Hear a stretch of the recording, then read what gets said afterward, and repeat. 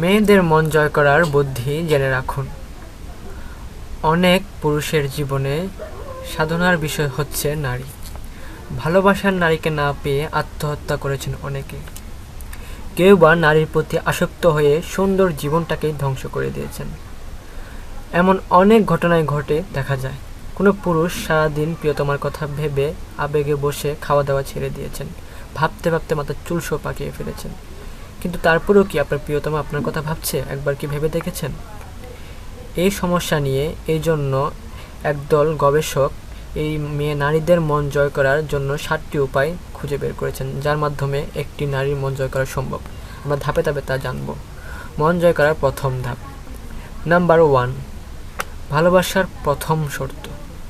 ভালোবাসার প্রথম শর্ত হলো প্রিয়তমার কাছে সৎ থাকা। তার কাছে কোনো কিছুই গোপন করা যাবে না। সবসময় তার কাছে সৎ থাকার চেষ্টা করুন। নাম্বার 2, প্রিয়তমার কাছে দুর্বলতার কথা তুলে রাগানো যাবে না। এমন কোনো কথা বলতে পারবেন না যাতে সে কষ্ট পায়। নাম্বার 3, আপনাকে অবশ্যই আত্মবিশ্বাসী হতে হবে।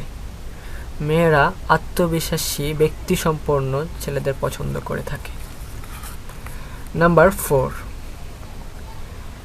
মেয়েরা হাস্যরস পছন্দ করে। যেই সব ছেলেরা তুচ্ছ ঘটনাকে কেন্দ্র করে হাসি ঠাট্টা মস্কারি করতে পারে, মেয়েরা ওইসব ছেলেদেরকে পছন্দ করে। হাসি ঠাট্টা মস্কারি করার চেষ্টা করুন, তার মন জয় করার চেষ্টা করুন।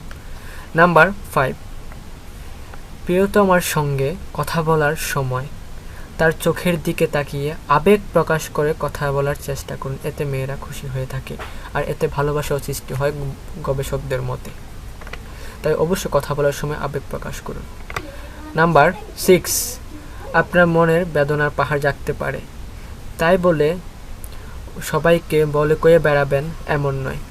প্রিয় নারীটিকে আপনার দুঃখ কষ্ট বুঝতে দেওয়া যাবে না। নাম্বার 7, প্রিয়তমার সাথে কখনোই অন্য কোনো নারীর তুলনা করার চেষ্টা করবেন না। নারীরা সব কিছু পছন্দ করলেও একজন নারীর হয়ে নারীর তুলনা পছন্দ করে না। তাই কখনোই নারীর তুলনা দেবেন না। আমরা যে 7টি প্রক্রিয়া আপনাদেরকে জানালাম, সেই 7টি প্রক্রিয়া যদি আপনি আপনার ভালোবাসার মানুষের উপর প্রয়োগ করেন, তাহলে আপনি সাকসেস। আপনার ভালোবাসার মানুষটি হবে আপনার জীবন সঙ্গী।